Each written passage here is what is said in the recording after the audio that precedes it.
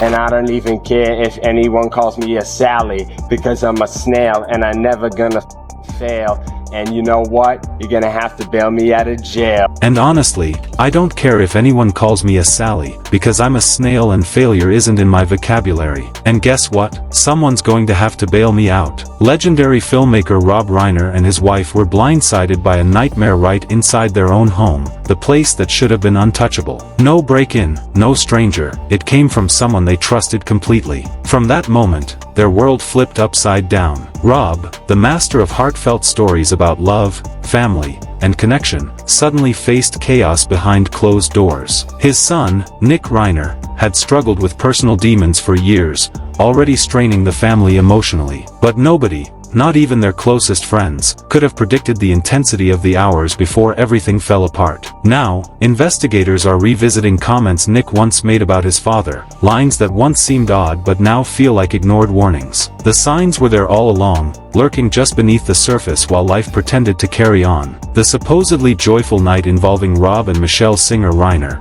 said to be December 13, 2025, was supposed to be warm and festive. They attended a Christmas party at Conan O'Brien's, surrounded by familiar faces, laughter, and lights. But something was off. Witnesses reported sudden tension between Rob and Nick, turning the night tense. Not a minor spat, it was loud, heated, impossible to ignore. Guests froze, voices clashed, and Nick's behavior left everyone unsettled. One guest described it as tangible, tense energy, a phrase investigators later used to reconstruct the night. Rob stayed calm, collecting his thoughts quietly, keeping control with Michelle by his side. Together, they managed the drama without a public meltdown. Their exit wasn't chaotic, it was deliberate, protective, shielding their family from a storm brewing beneath the surface. Outsiders saw calm. Insiders knew a storm was quietly building. Later that night, Rob spoke with his close friend Eric Idle, sounding cheerful, optimistic, even inspired about the long-awaited Spinal Tap sequel. No panic, no stress, no hint of the disaster about to unfold. Privately, though, Rob had confided in a few trusted friends that he was genuinely afraid of his own son. It wasn't anger or frustration,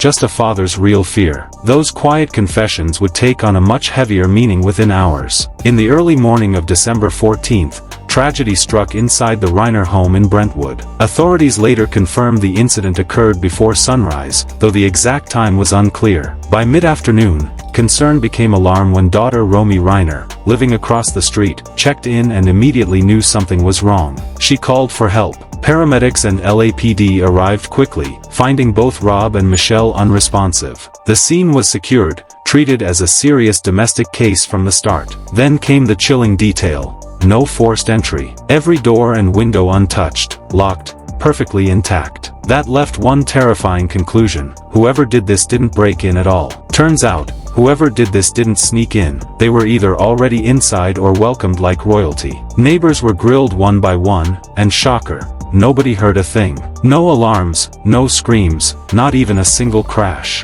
In a Brentwood street where sound travels like gossip, that silence was almost criminal. Investigators quickly noticed the movement inside was precise, quiet, deliberate, almost like someone rehearsed it. No chaos, no struggle, nothing out of place. Everything was controlled, as if the intruder knew every corner of the house. That level of eerie accuracy led detectives to a chilling conclusion. Only someone familiar with the home could pull this off. As they pieced the timeline together, all eyes turned to Nick Reiner. Police records showed he left the house shortly after the incident, checking into the Pierside Hotel in Santa Monica around 4 a.m. On December 14th, staff reported he was calm, polite, and eerily composed. No panic, no trembling, nothing. After checking out, investigators searched his room and reportedly found evidence tying him directly to Brentwood. That discovery became the linchpin connecting him to the critical hours after the tragedy. His hotel stay was brief. He vanished again, keeping a low profile. Later, security cameras caught him at a gas station near Exposition Boulevard and Vermont Avenue, walking in casually, paying for a drink, and leaving like nothing had happened. Calm, collected, almost too calm for someone at the center of such chaos. By 9:15 p.m., police located him near Exposition Park, steps from USC, in a tense but precise operation. He didn't resist, no chase, no drama, just quiet compliance and the snap of handcuffs. That night, the investigation shifted from confusion to a haunting clarity. The puzzle was forming: a heated argument, a silent house, no forced entry, a sudden disappearance, and a trail across Los Angeles. One question lingered: what really happened inside? Forensic experts moved in methodically, analyzing every inch, every object, and every microscopic clue. They weren't just figuring out what happened, they needed to know when. With no cameras or timestamps, science was the only witness: temperature readings, trace evidence, physical markers. The most haunting question loomed: when did Rob and Michelle Reiner truly die? Experts examined the tiniest biological changes, patterns that reveal elapsed time. Slowly, the grim truth emerged. According to reports, both Rob and Michelle had died in the early morning hours, nearly 12 hours before anyone found them. That timeline perfectly matched witness statements and surveillance. The horror happened during the quietest hours, while the neighborhood slept, oblivious. That silence wasn't just eerie, it was key to how the tragedy went unnoticed. As for the injuries, forensic experts documented multiple sharp force wounds, inflicted face-to-face, within arm's reach. Each strike was deliberate, repeated, requiring close contact. What shocked investigators wasn't just the type of injuries, it was the number. The attack didn't happen in seconds. It went on far longer than anyone expected, revealing an intensity that left even seasoned forensic teams unsettled. This wasn't a quick, chaotic moment. It screamed of planning, persistence, and cold intent. Legally, repetition isn't taken lightly. Investigators and prosecutors ignore emotion, they follow the evidence. And in this case, forensic data pointed clearly to a deliberate, sustained course of action, one that didn't stop until the result was final. Based on those findings, authorities charged Nick Reiner with 2 counts of first-degree homicide, one for each parent. In California, first-degree means intentional, premeditated acts. Prosecutors didn't stop there, they added special circumstances for multiple victims, instantly catapulting the case into the harshest legal category. This wasn't just dramatic theater, it reshaped the entire legal approach. With those charges, the potential sentence became the maximum: life without parole, or worse, depending on the court's final ruling. The Los Angeles District Attorney's Office publicly confirmed full confidence in their forensic conclusions and the case's strength. From that point, the story evolved from family tragedy into one of LA's most high-profile, emotionally charged legal battles in years. Investigators had a full timeline, confirmed causes, and irrefutable evidence of close, sustained contact. When Nick Reiner finally entered the courtroom, the weight of the case hit like a storm. Every glance, word, and movement carried the gravity of a defining moment, not just for the Reiners, but for the entire city glued to the unfolding drama. The courtroom that morning felt frozen, the air thick, and even his plain clothing radiated tension. This was no ordinary hearing, it was the first true turning point in a case that had shaken Los Angeles to its core. On December 17, 2025, Nick was escorted into Los Angeles County Court for his initial appearance. Until that moment, everything existed only in press reports and headlines. Now it was tangible. The courtroom was on high security, no cameras, no phones, no live feeds, only a handful of reporters, lawyers, and staff allowed. These weren't arbitrary rules, they reflected the case's seriousness. When Nick was guided to the defense table, silence fell like a blanket. Every step echoed, every motion stiffened the air. This wasn't a routine hearing, it was the moment a quiet Brentwood mystery became a full-blown courtroom spectacle. Observers noticed immediately, he wore a harm prevention smock for high-risk custody situations. It was impossible to miss, yet no one said a word. The judge didn't comment, lawyers stayed silent, and the session moved forward as if normal. That quiet said more than words ever could. When proceedings began, the tone was clinical and icy. Charges were read, 2 counts of first-degree homicide, one for his father, one for his mother. No emotion, no backstory, just stark law. Each word hung heavy. When asked if he understood his rights, Nick responded with a single, calm confirmation. No plea, no questions, no visible emotion. Eyes fixed straight ahead, expression unreadable, mentally detached. The hearing shifted to logistics. His defense attorney requested a delay to prepare before entering any plea. The judge agreed, scheduling the next date for January 7, 2026. The prosecution didn't resist. No drama, no argument, just procedure. But as the session closed, it was clear, this was just the opening act. The real battle had only begun. Then came the detail that left everyone speechless. Standing right beside Nick Reiner was his powerhouse defense attorney, Alan Jackson. And let me tell you, Jackson isn't your run-of-the-mill lawyer. This guy is a courtroom shark, a strategic mastermind who thrives on high-pressure, headline-grabbing cases. He's taken on some of the most infamous figures you can imagine: Kevin Spacey, Harvey Weinstein, and Karen Red. That alone screamed one thing: this wasn't going to be a casual courtroom stroll. This was a full-on, no-holds-barred legal war, meticulously planned both inside and outside the courtroom. Every motion, every document, every tiny detail was about to be scrutinized and challenged relentlessly. When the hearing ended, deputies escorted Nick out just as quietly and tightly controlled as he had arrived, expressionless, guarded, and silent. No glances to the press, no waves, no words. Inside, reporters were scribbling furiously, whispering, trying to digest what they had just witnessed. And then, boom, the courtroom emptied, and the media frenzy exploded. News alerts lit up phones everywhere. Social media went ballistic.